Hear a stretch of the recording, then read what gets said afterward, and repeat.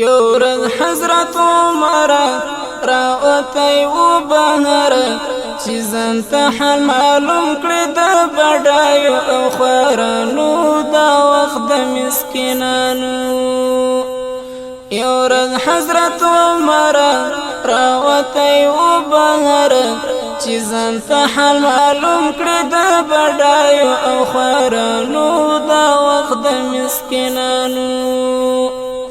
عمر ابن خطاب روانو بشتاب کنګوري لایو کور د دروازې شورغو غدا فریاد او ژړدا نزدې شو درګاته بیا غلی شو فناته اوس اوري خبرې اصل گئی د ماشومانو دا وخت د مسکینانو. یورز حضرت عمر راوتی و بهر چیزن ته حال معلوم کړی د بډایو او خوارانو دا وخت د مسکینانو. په چیغو چیغو ژاړي ډوډۍ له مورکۍ غواړي هغه خواره مسکینه هېڅ هم نه دي له توانه ژړېږي ماشومانه.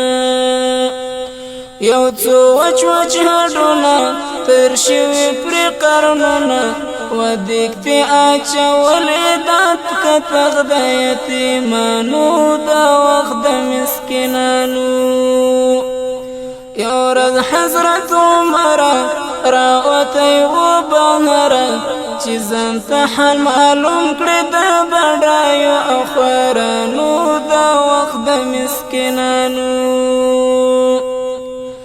چې کله دوی ژړا کړي مورکۍ تسلا کړي وای مه ژاړه لالیه اوس استداده پخېږي له ځان سره ژړېږي. هغوی ته داسې وایي بچو کوئ دعاوي بچه حضرت عمر د خبر نه دی له خوارانو دا وخت د مسکینانو. حضرت عمر چې پوشو پسندو او سلګوشو ویل مورې راته وایه ژړوي ولې بچیانه کړه حال راته بیانه. هغه خواره سرتوره ویلې زما وروره بې څوکه بې نه وایم لاله هنده مې ګزرندی ژوند زما ستړی ستومان دی. دا څو مې یتیمان دي په نسوګي خواران دي په دې کې نور څه نشته بې څو وچو هډوکانو دا وخت د مسکینانو.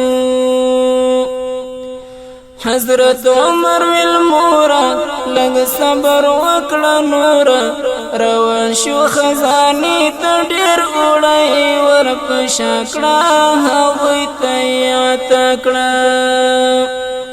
مورکۍ سوله خوشحاله ویل پاکه ذوالجلاله پر ځای چې د حضرت عمر باچا دغه انسان وای هوسا به مظلومان وایي. حضرت عمر ویله مورکۍ زه یم پخپله په شپه کې بل څوک نه اخلي خبر د سبحانیانو دا وخت د مسکینانو. یورز حضرت عمر راوتی و بهر چې ځان ته حال معلوم کړی د بډایو او خوارانو دا وخت د مسکینانو. یورز حضرت عمر راوتی و بهر چې ځان ته حال معلوم کړی د بډایو او خوارانو دا وخت د مسکینانو.